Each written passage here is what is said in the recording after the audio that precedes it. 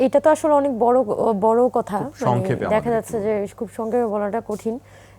আমাদের জুলাই অভ্যুত্থান বলি বা আমাদের 1971 সালের মুক্তিযুদ্ধ, এই মুক্তিযুদ্ধে কেন আসলে সারা দেশের মানুষ ঝাঁপিয়ে পড়ে? কারণ পুরনো যে একটা ব্যবস্থা থাকে, পুরনো যে একটা মানে সিস্টেম, এটার প্রতি মানুষের একটা বিতৃষ্ণা তৈরি হয়, যেটা পাকিস্তান যেভাবে করে বাংলাদেশের উপর একটা দিনের পর দিন নির্যাতন চাপিয়ে দিয়েছিল, তখন কিন্তু এই 1971 সালের মুক্তিযুদ্ধের যে পাটাতনটা তখন তৈরি হয়। আবার আপনি যদি জুলাই অভ্যুত্থানের দিকে তাকান, 15 বছর ধরে আপনি বাংলাদেশের এমন কোনো অংশ নাই, আওয়ামী লীগ এবং আওয়ামী লীগের কিছু সুবিধাভোগী গোষ্ঠী ছাড়া বাকি আপামর জনগণ কিন্তু এখানে বঞ্চিত হয়েছে।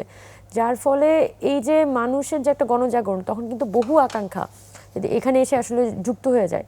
তো স্বাভাবিকভাবেই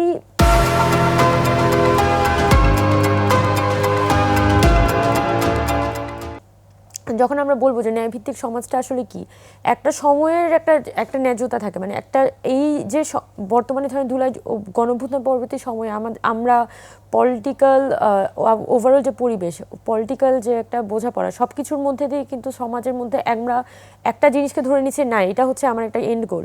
আবার হয়তো সামনের দিনে, আজকে থেকে 20 বছর পর, 50 বছর পর, তখন হয়তো দেখা যাবে যে আমাদের পলিটিক্সটাকে আমরা অন্যভাবে চিন্তা করব। তবে আমরা জুলাই অভ্যুত্থানে যে একটা আকাঙ্ক্ষা ছিল যে আমাদের এখানে যে একটা লেভেল প্লেইং ফিল্ড থাকবে, আমাদের দলগুলোর মধ্যে একটা গণতান্ত্রিক প্র্যাকটিস থাকবে, এবং আমাদের সমাজ এবং সর্বক্ষেত্রে আমরা দেখতে পারবো যে যারা মেধাবী, যারা যোগ্যতা সম্পন্ন মানুষ, তারাই হচ্ছে তাদের যোগ্যতা অনুযায়ী তাদের কাজগুলো পাচ্ছে। সোসাইটির মধ্যে একটা মূল্যায়ন আছে, আর রাষ্ট্র সে তার নাগরিক হিসেবে সবসময় মর্যাদাটা দিচ্ছে। একটা মানে একটা ন্যায়পরায়ণতার শাসন আমরা প্রতি মুহূর্তে দেখছি। তাহলেই আমি মনে করি জুলাই অভ্যুত্থান। আমরা বুঝতে পেরেছি। একেবারে শেষ পর্যায়ে খুব 1 মিনিটের মধ্যে সোহরাব হাসান, আপনি যদি বলেন যে কেমন বাংলাদেশ চাই? অর্থনীতি মুক্তির বাংলাদেশ চাই, যার সব নাগরিককে ন্যূনতম যে অধিকার তার সেটি নিশ্চিত করবে প্রতিটি নাগরিকের। দ্বিতীয় হচ্ছে গণতান্ত্রিক সংস্কৃতি তৈরি হবে, যেটা আমরা 54 বছরে পারিনি। আর মানবিক মর্যাদা, প্রতিটি মানুষেরই তার মানবিক মর্যাদা যদি প্রতিষ্ঠা না করতে পারি, তাহলে আমাদের স্বাধীনতার স্বপ্ন কিন্তু অধরাই থেকে যাবে।